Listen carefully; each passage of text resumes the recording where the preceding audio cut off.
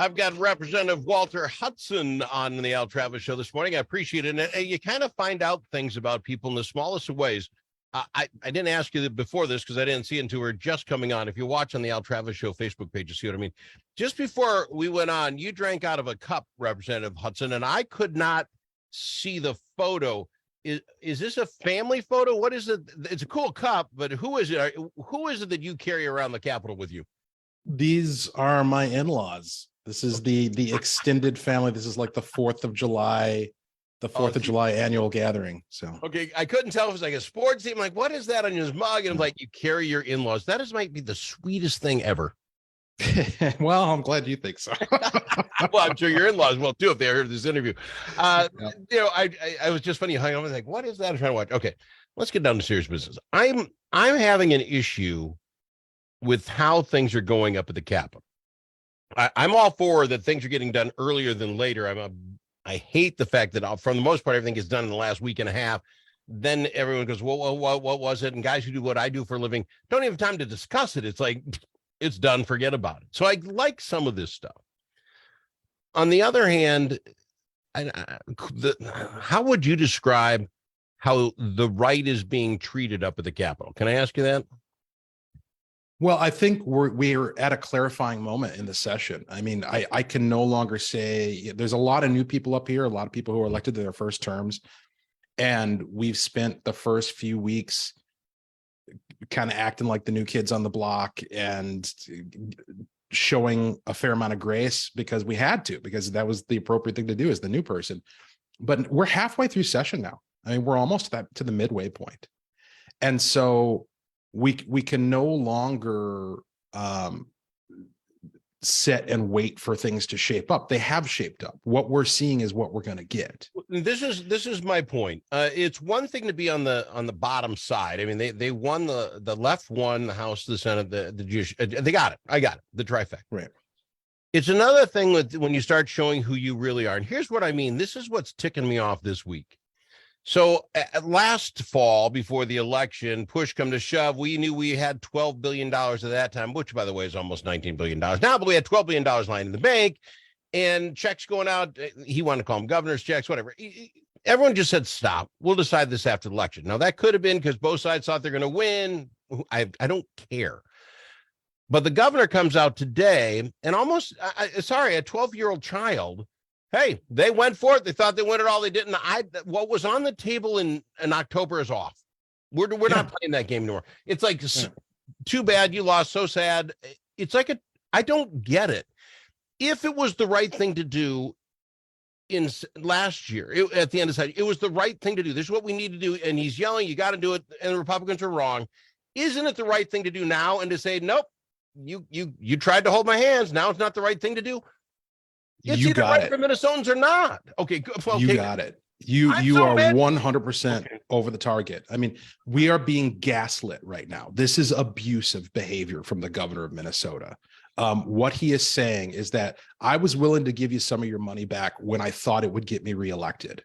I was willing to give you a repeal of the Social Security tax cut when I thought it was going to get me elected. But as it turns out, I was able to get reelected and I was able to get a trifecta for my party without giving you anything. And so now, screw you. I mean, that's all but exactly what he's saying. And let's say that, and I agree with you, Republican side, that's how you look. You're like, what are you, crazy?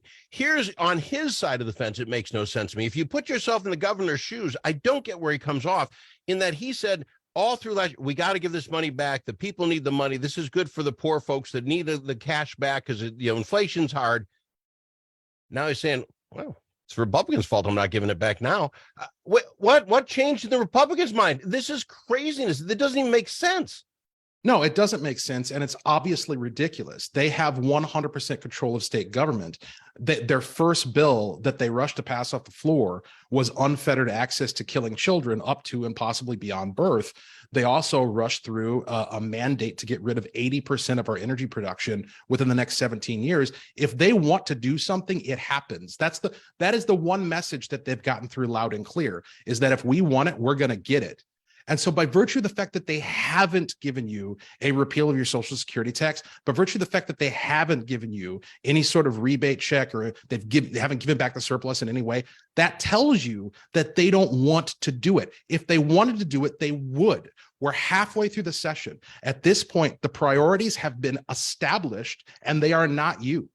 Let me ask the Social Security repeal. Let's throw this out, because that was the one thing everyone agreed on. With $12 billion in the bank, we could get rid of that. There were at least 4 senators, I don't know how many on the House side, that all ran in these little squishy purple districts and said, no, we're going to get rid of all of it. Not myths and words. I had them come on this program and say right on the air here, yes, I'm even though the governor wants to do a means testing, we're going to vote this thing.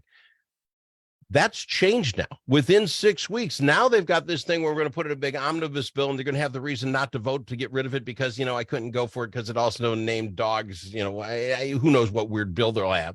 So they all have some duck and cover. Right. Will Minnesotans, in your opinion, sir, remember this? Is this going to change what we're doing? Literally, people will shake your hand, be on my show, and say, no, I will vote for this is gone, and change their mind every time they get to vote. Will we fall for this one more time? Well, that's going to be up to us. And by us, I don't just mean Republicans. It's going to be up to us to keep it in the front of our mind and to remind people that this happened. Look, and it shouldn't be that difficult of a task to get this point across. Democrats are in control of the state. That's uncontestable. None of this stuff that would be that is happening would be happening if not for their 100% control of what happens in the state of Minnesota. What they want, they get, and what they don't want will not happen. This hasn't happened because they don't want it. But they're not idiots. So what I don't understand is it was the talk and why they ran with $12 billion in the bank. We now have $19 billion in the bank. And now the thing is, we've got to spend money elsewhere. We got bigger problems. I don't understand how those folks that ran and said, no, we're getting rid of this. Now they have $7 billion more, have any leg to stand on other than they're getting pushed by the top and saying, if you do, we're going to get rid of you. We're not going to be there for you. Is that what's going on here? I think that's actually being incredibly generous. I mean, that's the best case scenario is that there are people who want to do this and who are being pressured not to do it. My view is much more insidious. My view is that they never wanted to do this. Democrats never wanted to give you a tax cut. Are you kidding me? That's not something they ever wanted to do. But this is up their bailiwick. This is for old folks. Republicans want to kill old people. We all know that, the truth. We want them dead and gone and out of here. The Democrats are the only reason we have old people, and they could cut their taxes. Why not? No, that's the lie, though.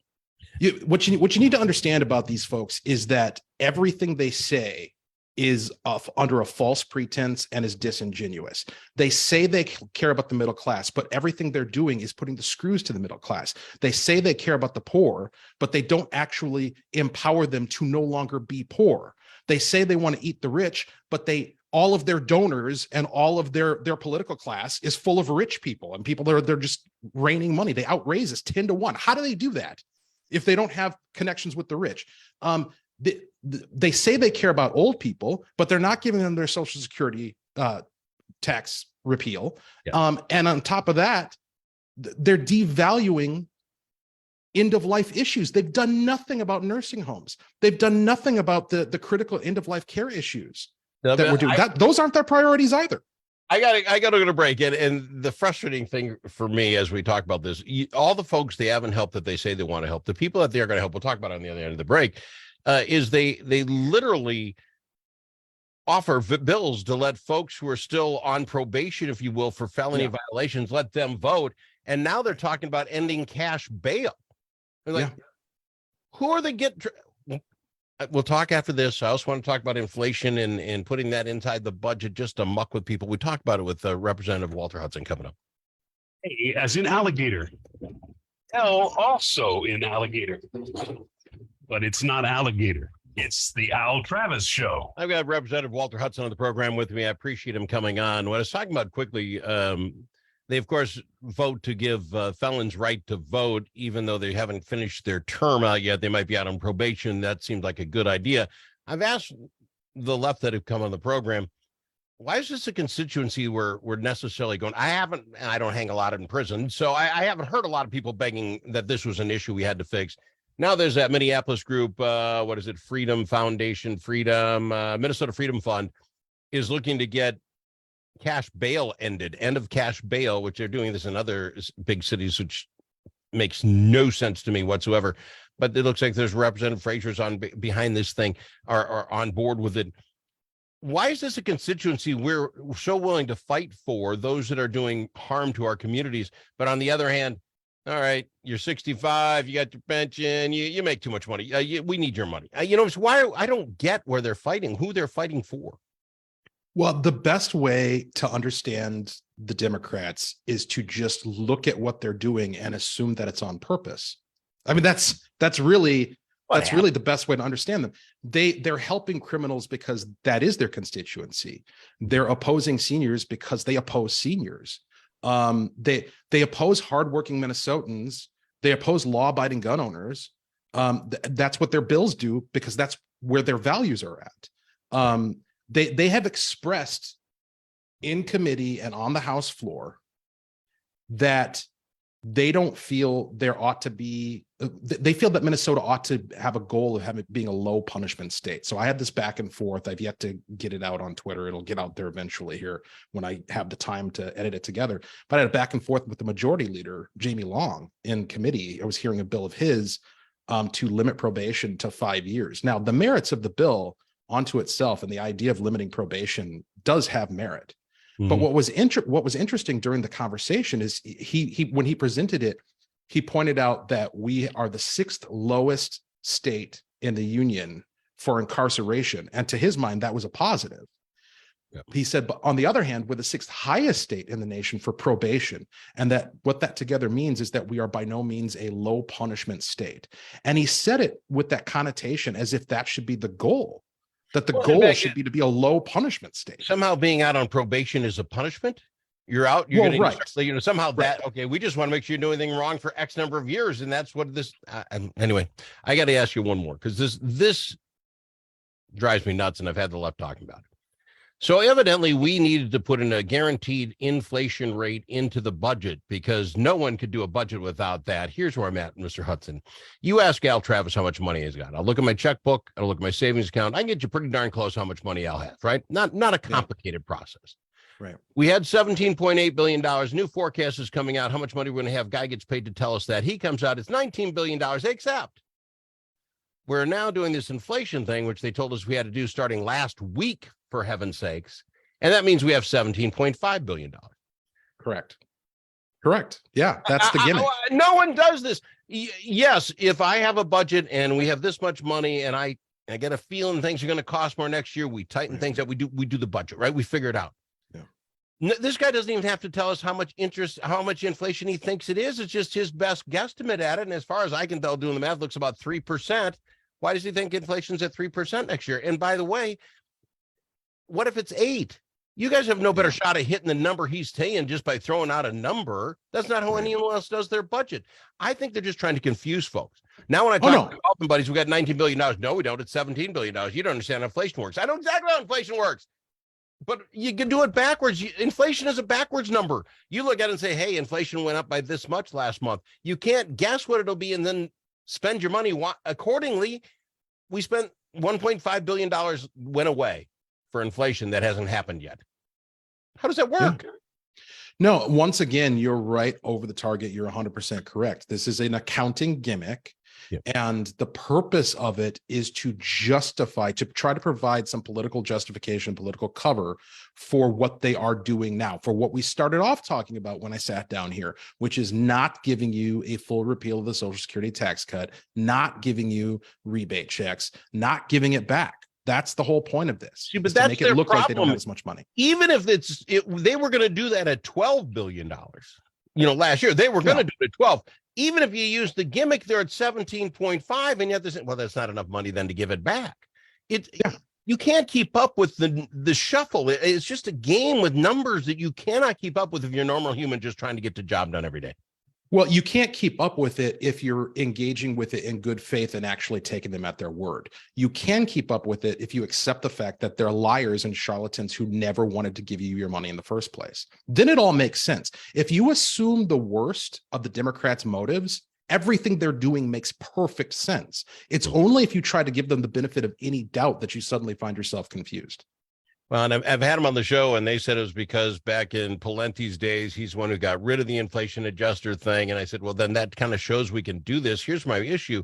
If you run the DHS and your budget was $100 last year, and you think that things are going to cost more, so you put a budget together and say, I need $103, right?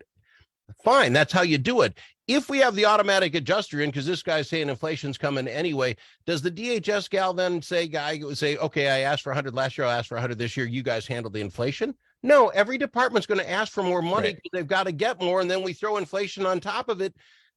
No one does their budgets like this. Government does. Yeah. Well, it doesn't. Nobody does anything like government does, but government marches by its own tune and plays by its own rules. So answer me this, if you will. How bad does this get? The Democrats are going to be in charge next year. Even if the House gets changed over, the Senate and the governorship will be there for the next 4 years. This stuff will be embedded in our system. These are things that will never get taken care of, correct? I mean, this is where we're at now. Well, I mean, it might be overstating it a bit to say it'll never get taken care of. I mean, there's always the possibility down the road of things flipping. Yeah. But certainly you're right that the consequences of the 2022 election are going to be long lasting and extraordinarily detrimental to the state of Minnesota. We are in for some dark times. It's going to get worse before it gets better. And our best hope is that as things are getting worse, people will pay attention, that we will be able to successfully get the message across as to why they are getting worse, who is responsible, and convict people to do something about it and take responsibility for their government, take responsibility for these people that they've allowed to be in charge, who don't care about them at all and are completely irrational and in defiance of just basic common sense and reality. Because the consequences are going to be very real. Businesses are already leaving the state. I mean, every day it's another headline of a big employer announcing that they're picking up and leaving and going somewhere else. We have net loss of population. It's already bad. I've got to fly, sir. We're on a really hard break coming up here. I thank you for coming on. I texted you last night, said any chance you can make it happen, and you did. I thank you. Godspeed. Keep up the good work. It's got to be tough going to work for a man on your side of the fence up there. Just got to be tough every day getting up. But thanks for coming on the program. Of course, it's an honor. Representative Walter Hudson on the Al Travis Show.